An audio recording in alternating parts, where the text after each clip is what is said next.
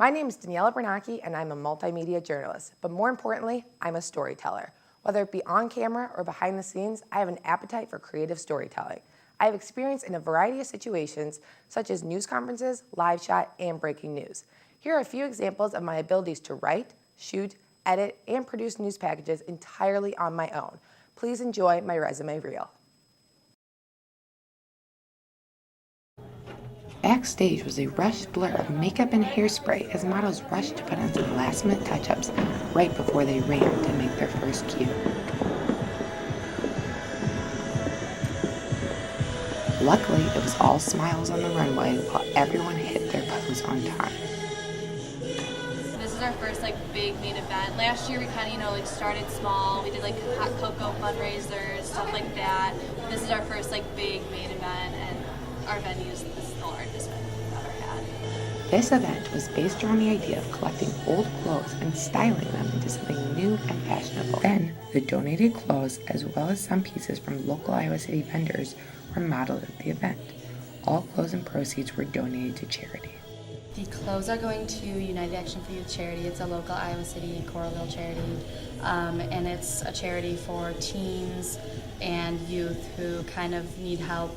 FMC aimed to provide teens with more than just hand-me-down clothes. Teens can come pick out of all the clothes we donated and tons of other clothes that were donated from people around Iowa City and Coralville. Kind of clothes they can put on to wear to school. Their goal is to make teens feel good about themselves when they go to school if they don't have the money to buy the clothes for themselves. I definitely believe that we met our goal. This is Daniella Bernacchi, Daily Iowan TV. History has been made as the United States government has shut down for the first time in 18 years. This shutdown is costing millions of dollars per hour.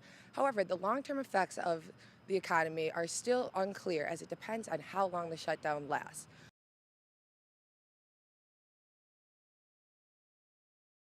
In-state tuition for UI has been frozen at just over $8,000, which is more than 3 times less than out-of-state tuition. These astonishing tuition prices have led junior Jenna Camp to transfer to Kirkwood Community College. It saves so much, $1,200 as opposed to $15,000 a semester. At UI, students pay 6 times more than Kirkwood students per credit hour.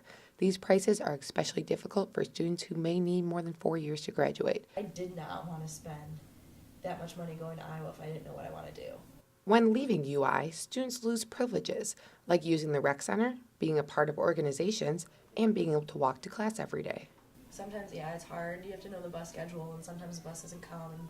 There are benefits from going to a community college besides just the cost. Classes are generally smaller, and the student-to-teacher ratio is more balanced. The intimate settings at Kirkwood can help indecisive students focus on a future career path.